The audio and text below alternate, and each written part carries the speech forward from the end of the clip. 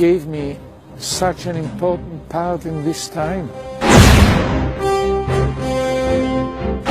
Go to my people Israel and say to them to build my temple. Oh, but all of these difficulties. Okay, but it's still possible. To build a temple on the Temple Mount is much easier than to establish the state of Israel.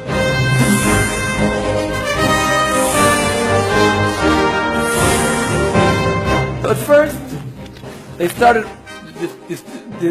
developing the simple vessels, the vessels needed for the incense and the offerings.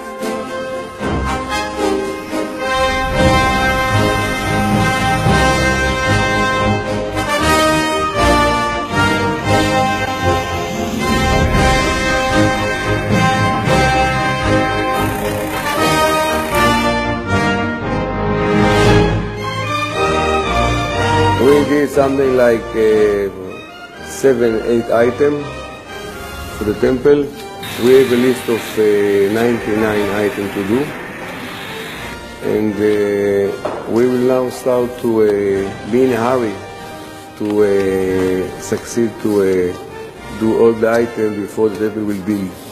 At the same time, they were creating the musical instruments, the harp, the lyre,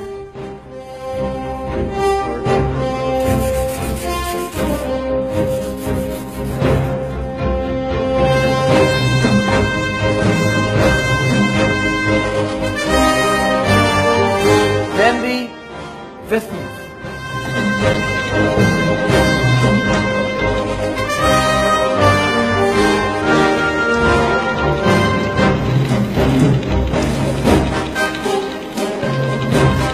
And this menorah is a $3 million menorah. It's made of 42 kilos of pure 24 karat gold.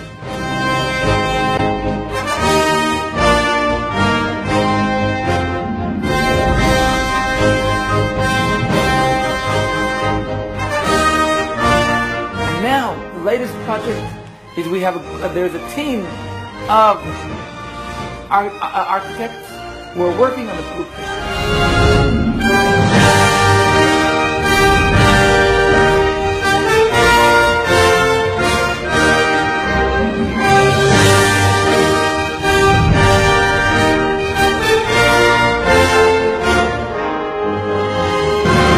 For me, we start now to feel like the Masech is coming, or not, the time of the temple is coming.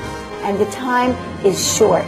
I think it's somewhere between now and 10 years or something like that. It's already ready. We're ready for it. The temple can be built only in one place, the place chosen by God. Only in the place that God chose thousands of years ago to build His temple. The location chosen by God. On the same lines God chose a location. of the first and the second temple. The location that God chose is the mountain Moriah. And the Holy Temple has to be planted on the Holy Temple in Jerusalem. The location chosen by God is the place today where the rocks are, on the Temple Mount.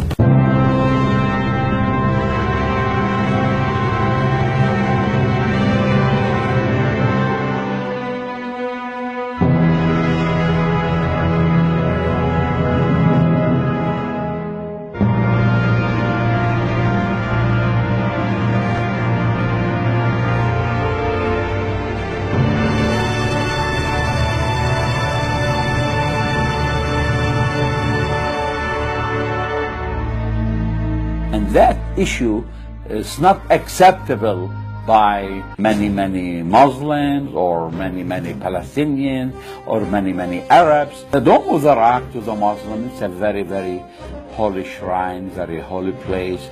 They think from there where Muhammad ascended to heaven. I believe that the temple will be rebuilt again. I believe the Bible does indicate that they will rebuild the temple.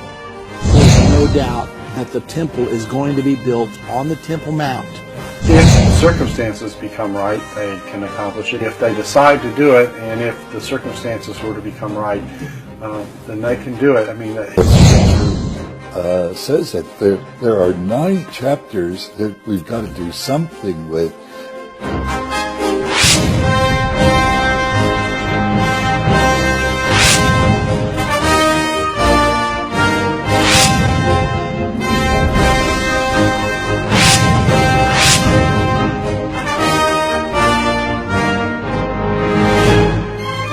Any attempt to rebuild the temple here and now would lead to horrible disasters. Would lead to a kind of what they call intifada or revolt or maybe war and so on. In the Arab world, in all the Muslim countries, in Pakistan, in Indonesia, in Afghanistan, in Egypt, in Syria, there will be a big movement. Maybe the Islamic Organization Conference, which have 70 countries, might do something. With the cost of an awful lot of Israeli and Arab lives, too, that are lost in the war. It will be, I think, something like 5/6 of the army that comes up against Jerusalem will perish. But that's what will happen at that time. It'll take just months and months to bury the dead. The big battle at the end of the tribulation is the battle at Armageddon. During the last days, during the tribulation, actually before the Lord comes, there will be a change. I think the building of the temple signals things are coming to an end very, very quickly. And the preparations for it in Israel now are another sign that these things are coming very quickly. How quickly, I don't know. But ours could be the generation in which Jesus came back again.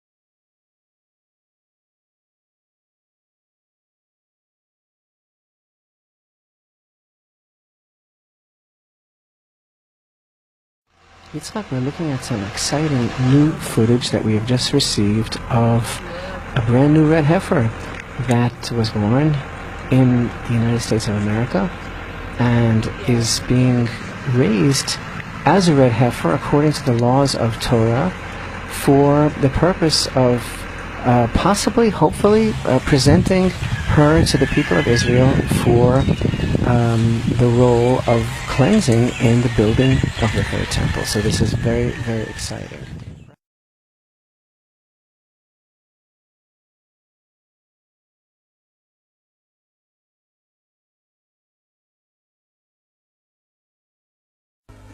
The Ark was buried under the Temple of Solomon in an underground tunnel and thought lost forever, until now.